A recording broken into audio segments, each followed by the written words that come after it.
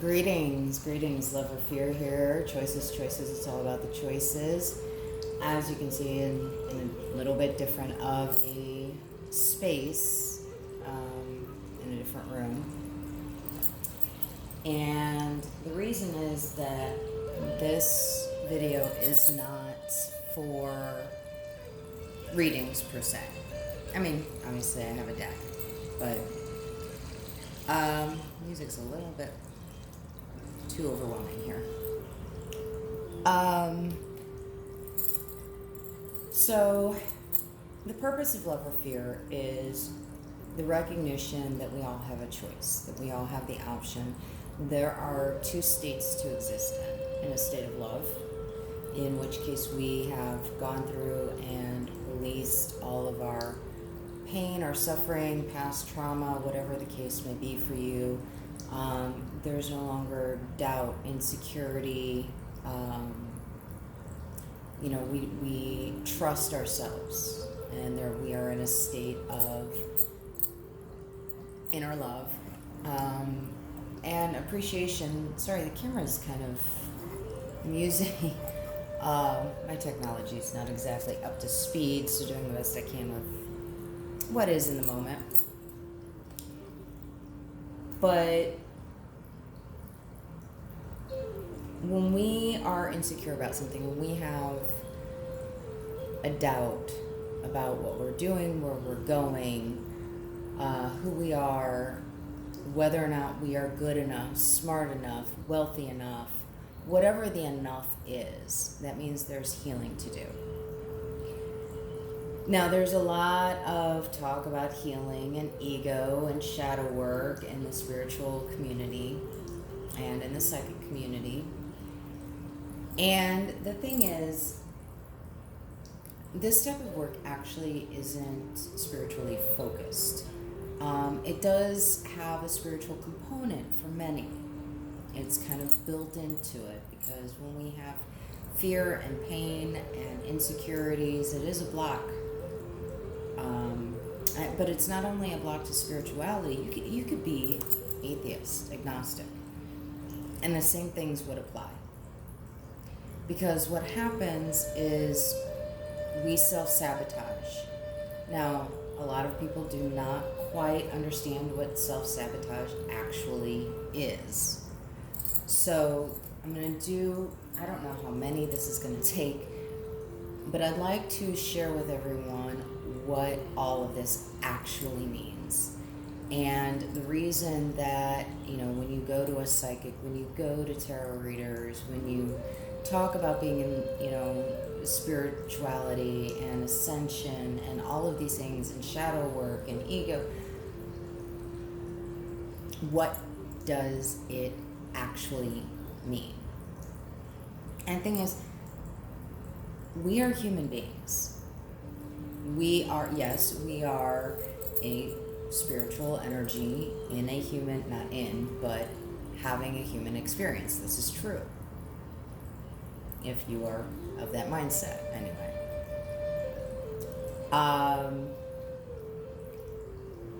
But we are still a biological being with biological functions, which includes a brain.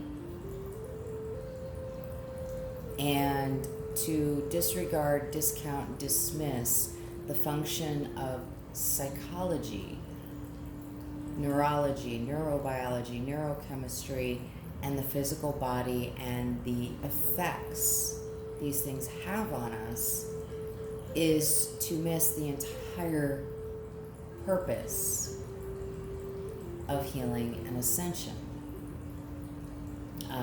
And if you are not spiritually minded, again, it still defeats the purpose of healing, of being your most authentic person within, before there was any pain, before there was any suffering, before there was trauma. And all of these things start to come into play when we are very, very early in childhood. And I'll get to that at some point, because I don't have a script. I'm really just sort of talking at the camera and hoping it makes sense. there's often reference to the mind, which is separate, not separate, but it's the conjunction point between the biological brain and our authentic or spiritual energetic self. Whatever language works for you, it's effectively all the same thing.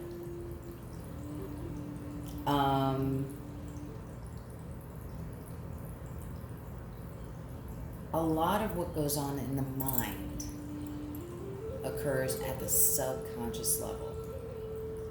Now, if you're familiar with psychology at all, then you've probably heard of Sigmund Freud. So when there is talk of ego, it's the literal identification that Sigmund Freud made with the id, the ego, the superego. Housed within the ego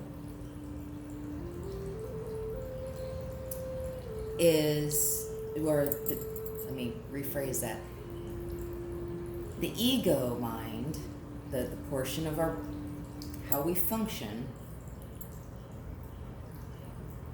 is housed in the subconscious. Okay, ego is not something we are fully aware of. We are not fully comprehensive of its operations, of what it does, how it affects us, how it influences us. And really, the majority of our decisions are not from the executive aspect of, which is where logic, reason, decisions, conscious decisions, and things like that, the way we reason and process through things in the mechanics of thought. Okay, the ego is not housed in that region. It is effectively, we will say, the back of the mind, because it is in a place that we don't really know how to access. So let me give you an example. You have somebody that goes through severe trauma repeatedly. I'm sure all of you have heard of multiple personality disorder. Okay, that is a dysfunction in the subconscious mind. That is a disconnect in various regions of the personality, of the identity.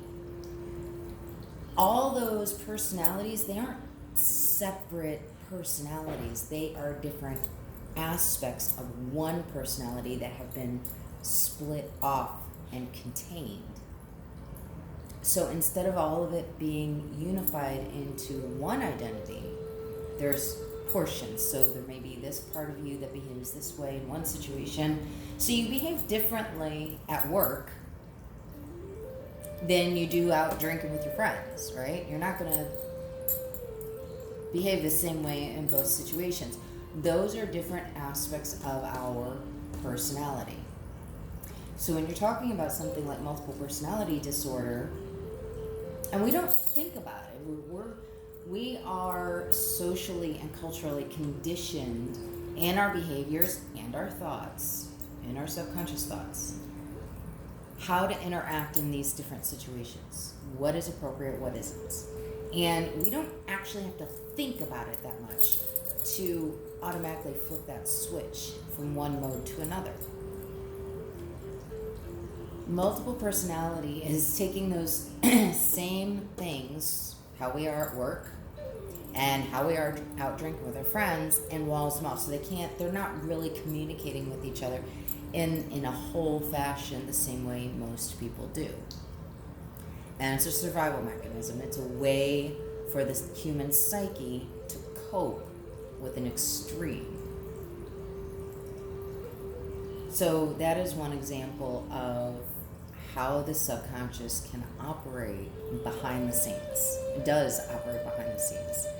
Obviously, multiple personalities, not something that's necessarily, there could be somebody out there that is watching and has such a condition.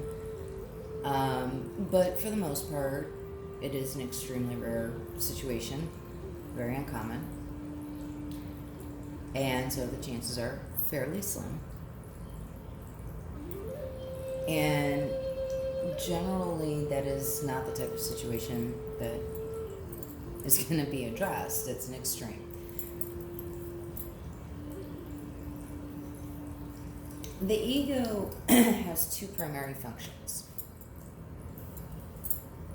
Ego is your identity. It is your identity formation, which your core personality, your absolute core, the heart of your personality, is developed between about age 3. Not the whole of your personality, not your entire identity, but the core aspects of your personality are developed by age 3.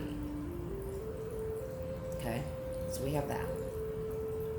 Then it gets filled in with all these other aspects and features and beliefs and who we are, where we belong, who we belong to, what kind of person we are, how are we accepted, how are we rejected, what kind of student are we, what kind of friend are we, what kind of child are we.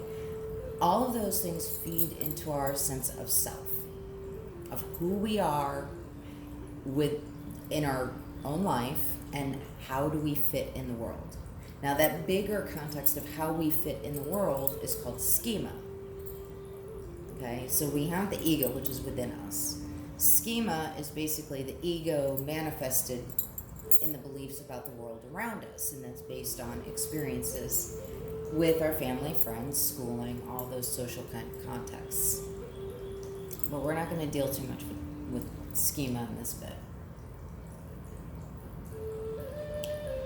So the ego part of the subconscious, that identity, the I am, is set up by those around us from our environment, whether we are told things, observe things, or if it's a belief from the pieces of information that we gather very young, because very young children are literal sponges. Their brain is a sponge. We absorb every bit of information before age 3 that we can. At age 3, the brain, the physical brain, goes through a process called culling, which means the parts that are not being utilized, not being determined by the biological function of the brain, certain aspects, features, things will basically be cut back. They'll be trimmed.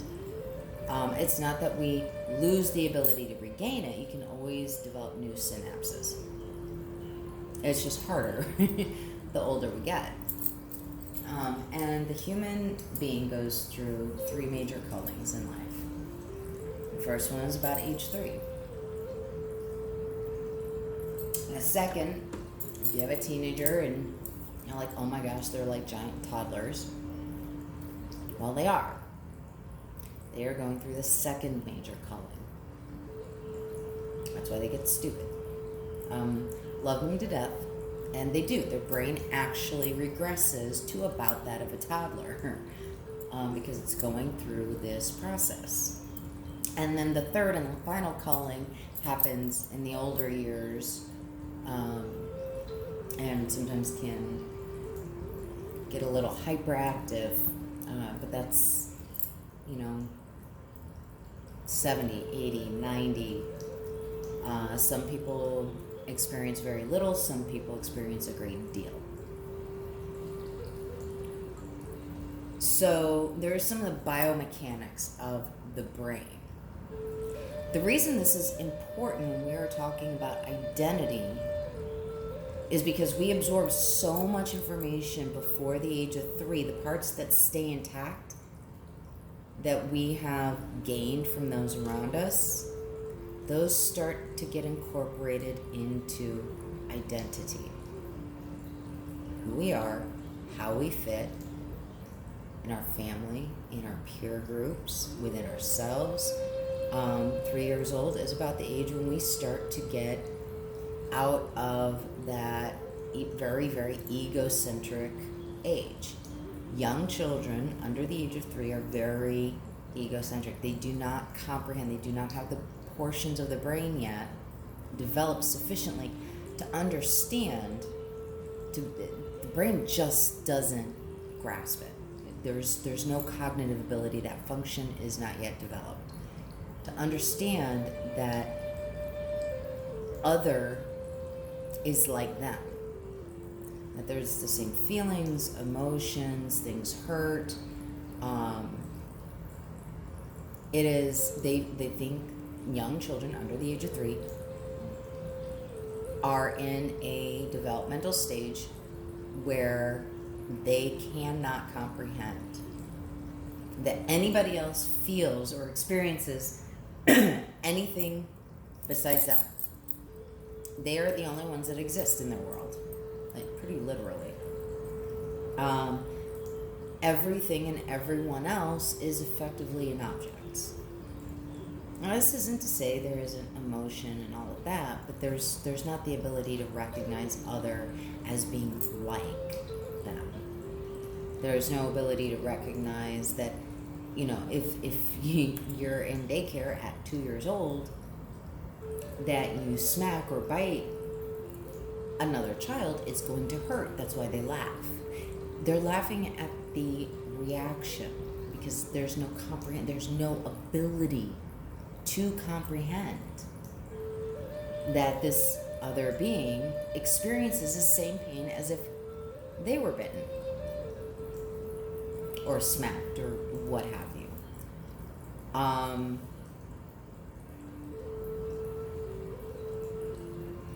So it is around age 3 that all this data, all this information, whatever hasn't been trimmed in that calling process, that identity actually begins to form. And I'm sorry the camera is wobbly.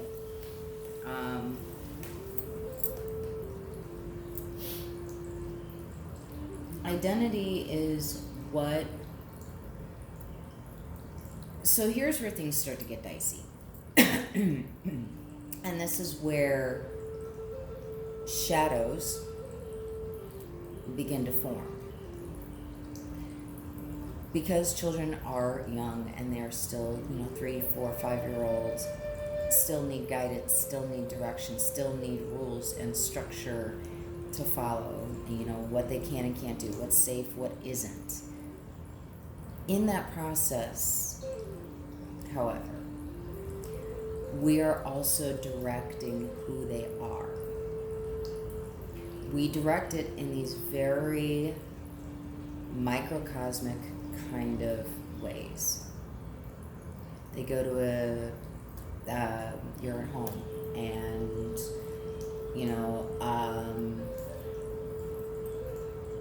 they spill something.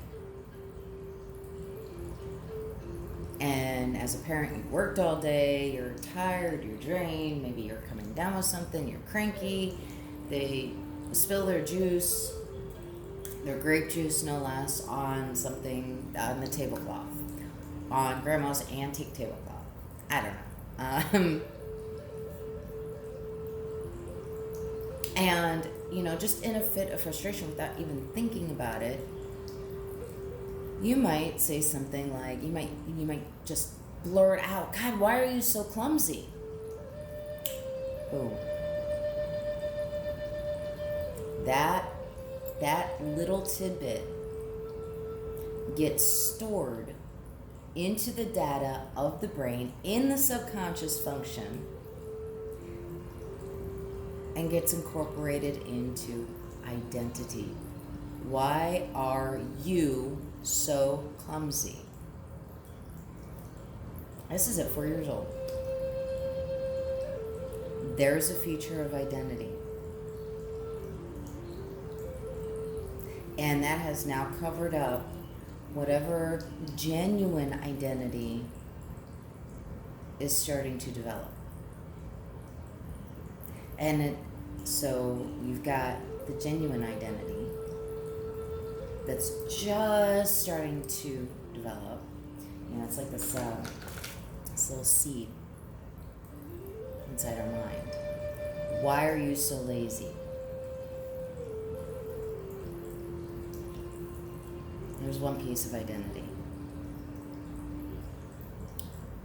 So everything gets cleaned up. You go outside to play. You fall down. You scrape your knee. You go inside. You're crying. You know, your knee's bleeding a little bit. It stings. Oh my God, why are you so clumsy? You're 3.5, 4, 5 years old. By the time you are 45, 35, you have all these layers on top of your authentic self. Now, in all of this, in that very first statement, why are you so clumsy? This is where it starts. Not so concretely, but effectively, so you guys can kind of see.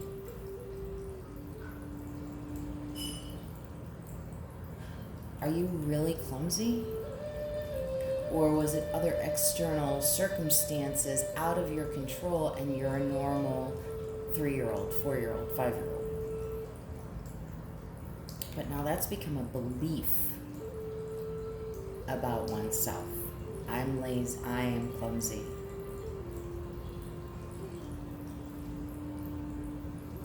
Yeah, it's been repeated every time there's a frustration. It may not be repeated every time. You know, mom or dad or whoever isn't tired, exhausted, frustrated, and things just slip out. It may not get repeated every time, but it gets repeated enough. It really only takes once at that age. This is now incorporated into belief on a very, very deep level, because all these other things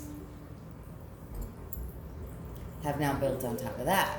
And these are all the other beliefs that have occurred over our lifetimes.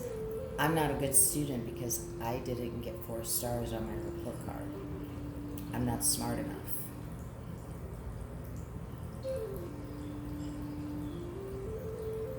I didn't make the soccer team. I'm not fast enough. Which then can later translate to efficiency, effectiveness. There's all these things that we have been taught. Not all of them intentionally. They aren't all, evil, bad, abusive things. But they're things that they've been incorporated in the subconscious, where we can't see it, we can't identify it, we can't hear it, we don't remember it. And this is what's driving behind the scenes. So when we talk about shadow work, ego work, getting rid of the toxic beliefs, this is what is being talked about. This stuff, all these layers, only it's way bigger than that.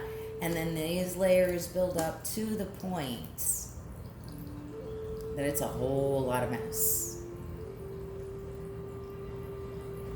This right here, this mess, that is ego. Now we need ego. We do not want to try and destroy ego. We do not want to try to get rid of ego. What we do want to do, I'd say this whole space is the capacity for ego. This is the authentic self, right? All we want to do is get rid of the beliefs that aren't true, the things we were told, the things that we incorporated from the outside. We want to unbury all this mess, get through it. Oh, wait. Because all this stuff, that's not you. This is. This is your real you. This is the authentic you. This is your energetic essence you. Not all this stuff. But we can't see that part. We can't see it. We don't have access to it. And these are all the things that we believe about ourselves that we've been told over the course of our lives, starting at a very, very young age, that become the I am statements. I am not good enough. I am not wealthy enough. I am not enough. I am not smart enough. I'm not good at that. I am. You know what I am is? I am is an identity statement.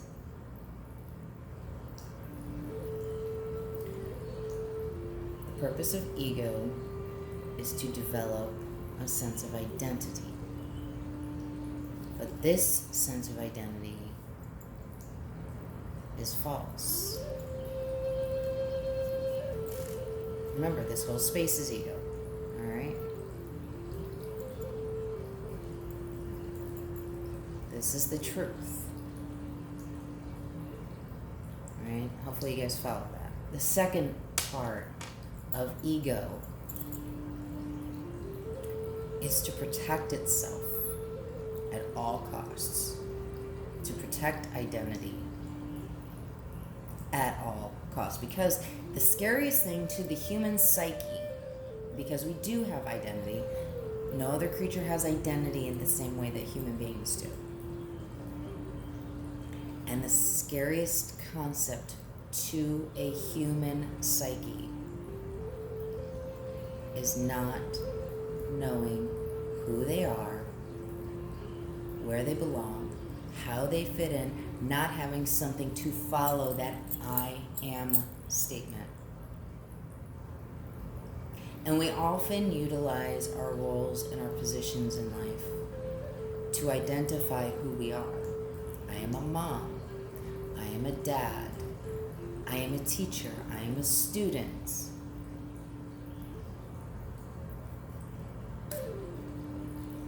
I am a psychic.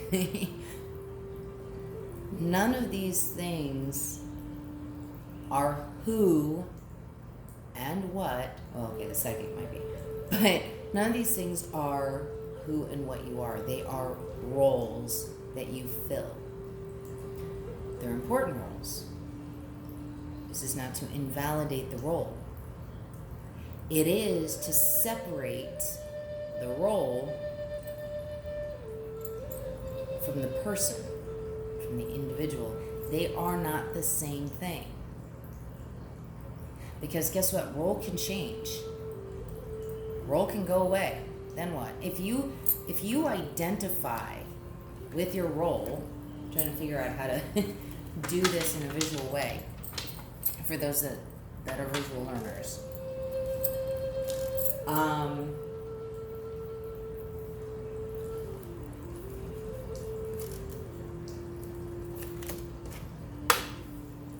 Okay. Yes, this is supposed to be the actual stuff, but let's, for right now, this is your ego identity, you know, all the stacked up stuff. This is your role. All right? They're tied together.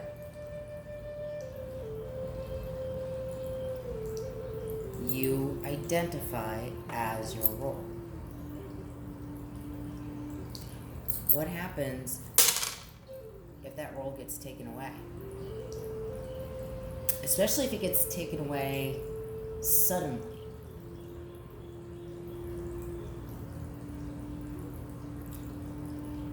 Intense internal crisis. Your sense of identity has now been compromised. You are going to feel fear, panic, anxiety, stress, depression, all those negative emotions. You're going to feel lost, out of control. And you are not going to trust that there will be another, because that was who you are.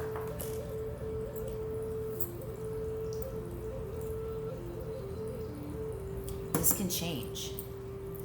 So connecting yourself to your roles doesn't help.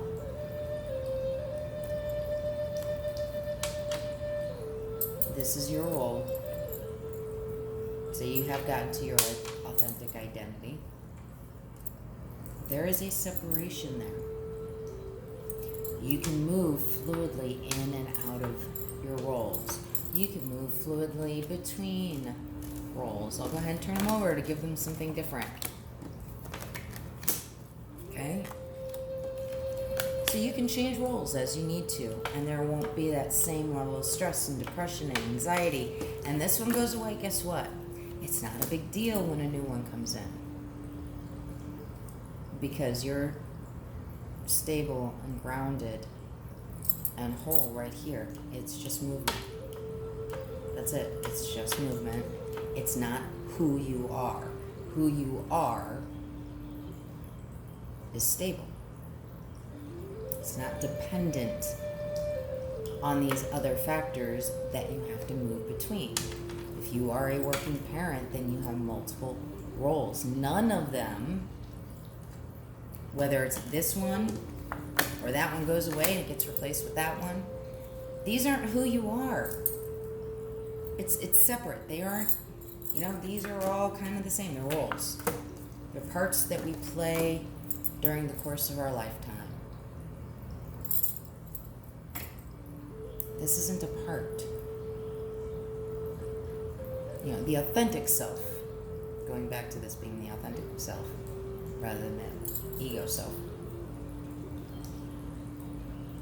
This is stable. It's just hidden. It hasn't changed. It's changed as we have. It's grown as we have. But so has all this. So when we talk about shadow work and ego,